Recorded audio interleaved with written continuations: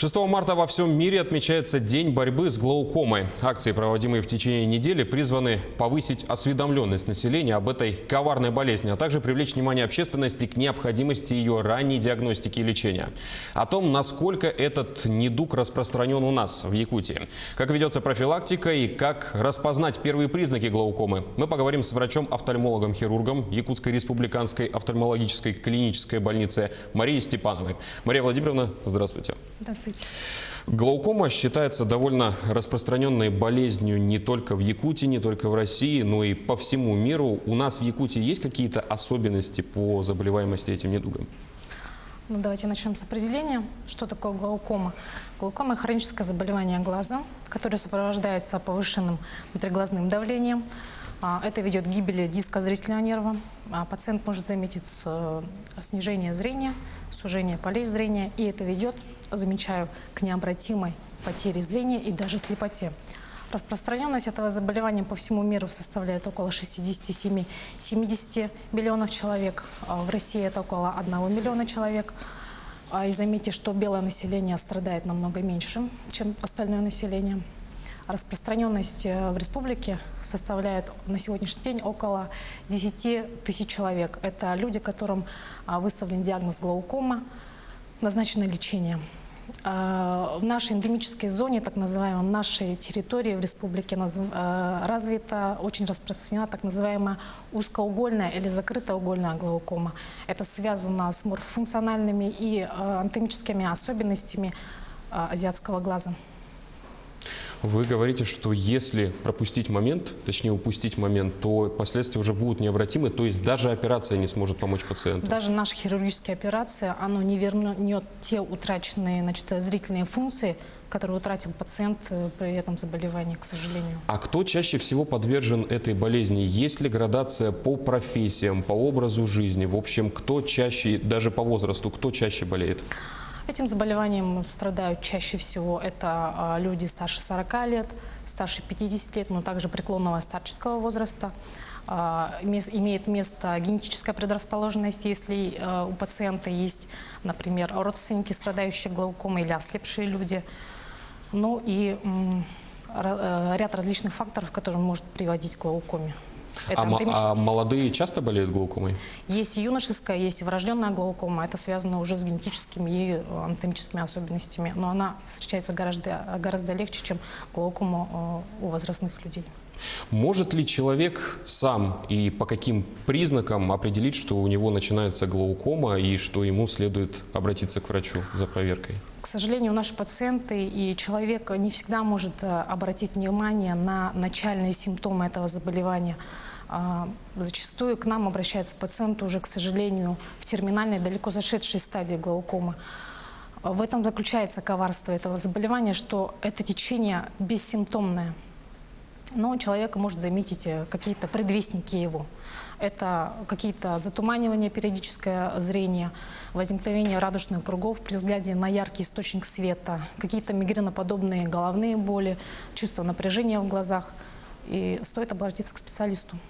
То есть напряжение в глазах и прочее, что вы сейчас назвали, это, можно сказать, основные факторы и предвестники этой болезни? Это основные предвестники этой болезни. А тогда каковы факторы этой болезни? Факторами этой болезни являются это повышенное внутриглазное давление, это генетическая предрасположенность, также мы назвали это возраст, это так называемые гиперметропические глаза, короткие глаза, это узкие углы, это повышенная пигментация, а также нарушение кровообращения, как гипертоническая болезнь, но так и гипотоническая болезнь, то есть гипотония, особенно в вечернее ночное время, когда не хватает кровообращения для зрительного нерва, в ночное время, когда человек спит. Ну и также такие заболевания сосудистые, как сахарный диабет, который может привести к возникновению уже вторичной глаукомы, неоваскулярной. А образ жизни и, в частности, привычки в питании как-то могут повлиять на то, чтобы заболеть, на развитие глаукомы? Если говорить о диете, да, соответственно, если пациент должен соблюдать некую диету, это в основном водный баланс соблюдать, то есть ограничение жидкости, потребление жидкости в сутки, особенно в вечернее время, после 5-6 вечера, исключить потребление соленого, жареного и побольше употреблять фруктов, овощей, рыбы, Ну и хочу сказать, что у лиц, у которых есть предрасположенность, если есть, допустим, анатомические особенности, наши пациенты говорят, например, нужно исключить, допустим, просмотр телевизора или в темном помещении, потому что это может привести, допустим, к приступу. Очень часто так бывает. Просмотр телевизора в темном помещении или же поход в кинотеатр, когда темное помещение, яркий свет, и наш зрачок расширяется, тем самым может привести к приступу, например.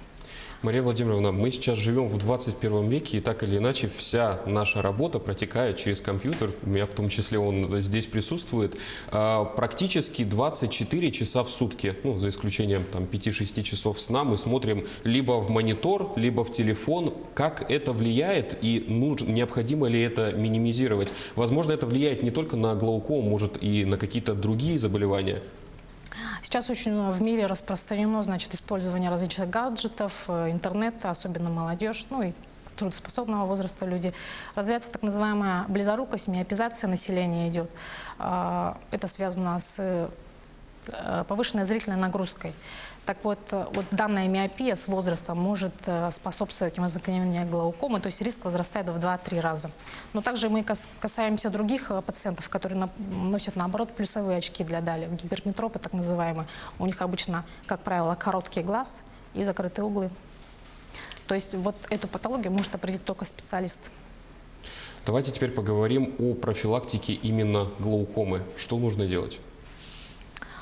Ну, основной задачей профилактики является ранняя диагностика.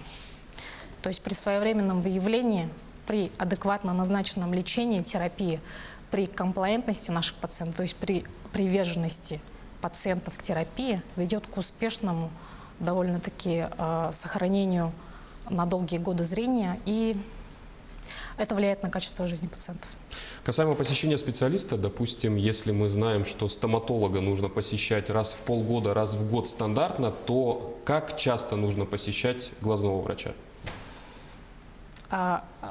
Лицам старше 40 лет и старше 50, и еще выше мы рекомендуем посещать офтальмолога 1 раз в год для профилактических скрининговых тонометрических измерений, осмотров, чтобы исключить данное заболевание. Во время обследования какие проводятся исследования? Как именно проверяют глаз? К скринингу глаукомы, к постановке диагноза относятся также это визометрия, периметрия, ну и, конечно, самое важное – это тонометрия. Ну и, конечно, допустим, наша больница оснащена очень хорошим диагностическим оборудованием, и компьютерные периметры, и когерентный томограф, которые помогают доктору более детально и более углубленно обследовать это заболевание. Давайте тогда более подробно поговорим о конкретно вашей работе и вашей поликлинике. У нас в регионе насколько успешно врачи борются с глаукомой и появляются ли какие-то новые методики лечения? Офтальмологическая помощь в нашей республике оказывается по всем нозологиям, в том числе по глаукоме. Существует 68 кабинетов глазных по всей республике. Существует несколько филиалов центральных в южных и вилюйских районах, где есть оборудование, где есть специалист, который может помочь выставить этот диагноз, назначить лечение. Также существует школа глаукомного больного. И на нашей базе офтальмологической больницы оказывается также хирургическое лечение, в том числе и лазерная хирургия. Оказание высокотехнологической медицинской помощи позволяет нам использовать современные дорогостоящие расходные материалы. Это такие как глаукомные различные дренажи, глаукомные клапанные устройства. И все это нам помогает довольно успешно проводить хирургическое лечение и стабилизировать процесс. Человек, который уже болен и, скорее всего, болен необратимо, как можно улучшить его качество жизни при его болезни?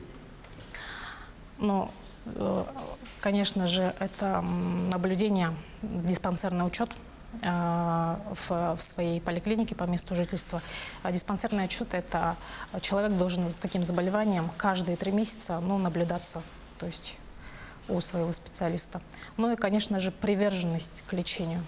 То есть нужно соблюдать четко рекомендации врача-офтальмолога. Мария Владимировна, у нас очень много районов, Якутия большая, и не в каждом районе, далеко не в каждом районе есть свой профессиональный офтальмолог. Расскажите, как быть людям, которые живут в отдаленных населенных пунктах, что делать? Да, к сожалению, не во всех районах нашей республики есть офтальмологические обычно глазные кабинеты, не во всех есть диагностическое оборудование, не все наши районы укомплектованы узкими специалистами, офтальмологами. Это в основном касается наших арктических районов, северных районов. Но во всех них, как правило, есть либо терапевт, либо фельдшер, который может направить таких пациентов к нам в специализированную клинику для оказания помощи и своевременного лечения. Ну и напоследок, как мы отмечали в начале программы, празднуется День борьбы с глаукомой. Какие акции проходят, приуроченные к этому дню?